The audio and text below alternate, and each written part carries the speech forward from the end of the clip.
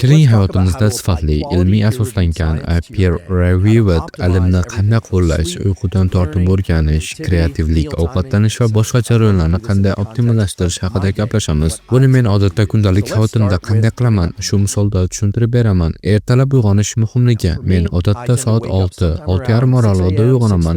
Ba'zan 7 gacha ham cho'zilishi mumkin. Odatda undan kech uyg'onmayman.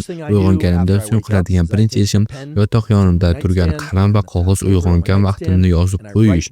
Telefonim xonamda bo'ladi, bilaman. Bu gunoh hisoblanadi, lekin men uxlashdan taxminan 1 soat oldin telefonni airplane modga qo'yaman. Soat 6:30 da budilnik qo'yaman. Ba'zan budilnik meni uyg'otadi, ba'zan esa undan oldin uyg'onaman. Ayrim kunlari budilnikni 1-2 marta kechiktiraman, snooze, lekin baribir 7 ga kelib o'rnimdan turaman. Ertalabki yurish nega juda muhim? Uyg'onganimdan keyin amalga oshiradigan ikkinchi ish oldinga harakat boshlash. Ya'ni oddiy qilib aytganda sayr qilish. Men bulldog bor. Ertalablari yurishni yoqtirmayman, lekin baribir chiqaman. Odamlarda ham, hayvonlarda ham shunday hodisa bor. Biz oldinga harakat qilganimizda yurish, yugurish, velosipedda yurish paytida ko'zimiz orqali optik flow deb ataladigan ta'sir oqimini o'tadi. Bu miya uchun juda muhim. Bu optik flow ta'sirlarning oldinga oqib o'tishi miya amigdala deb ataladigan qismidagi faollik pasaytiradi. Amigdala qo'rquv, xavotir va xavfsiz sezish markazi. Uni tinchlantirish, xavotirni kamaytiradi. Ilmiy tadqiqotlar kamida 6 ta sifatli maqola shuni isbotlagan. Yurish yoki oldingi harakat amigdala faolligini pasaytiradi, xavotirni kamaytiradi. Men ertalab juda kuchga to'lgan bo'lmayman. Ba'zan o'zim ham arang yuraman. Itim esa umuman sekin yuradi. Lekin shu yurish kunimni to'g'ri yo'nalishga yo'naltiradi. Hushyor, lekin xavotirsiz holatga. Kun davomida xabarlar, email, ishlar ko'payadi. Men hushyor bo'lishni istayman, ammo asabiy yoki reaktiv bo'lishni xohlamayman. Shuning uchun ertalab yurish men uchun kundalik nevrologik reset vazifasini bajaradi. Nega tashqarida yurish kerak? Uy ichida yurish ham optik flow beradi, lekin tashqaridagidek kuchli emas. Shuning uchun men yurishni tashqarida qilaman. Shuningdek, men hushyor bo'lishni istayman. Buning uchun esa eng muhim narsa ertalab quyosh nurini ko'rish. Bu ruhiy va jismoniy sog'liq uchun eng muhim amallardan biri. Hatto bulutli havoda ham ko'chadagi yorug'lik uy ichidagi eng yorug' joydan kuchliroq. Shu sababli ertalab quyosh nuri ko'zga tushishi kerak.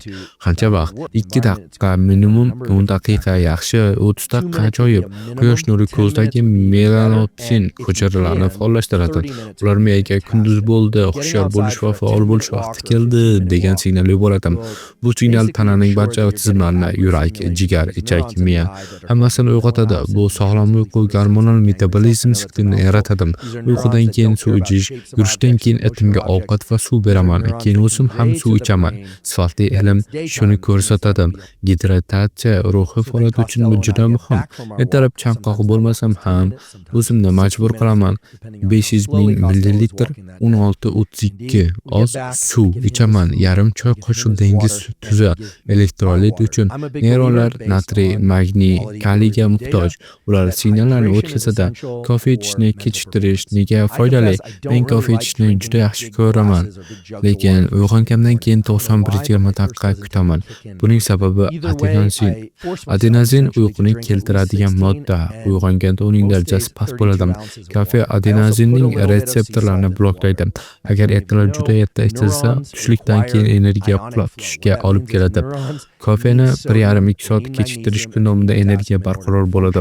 Ertalab ovqat yemayman, fasting. Men 11 da 12 dagacha hech narsani yemayman. Sababi ochlik paytida adrenalinning ko'tarilishi aql, diqqat va o'rganishni kuchaytiradi. Ilmiy tadqiqotlar shuni ko'rsatadi. Adrenalin, fokus, konsentratsiya, eslab qolishni kuchaytiradi. Buning uchun ertalab eng samarali ishlash vaqtim fasting holatida.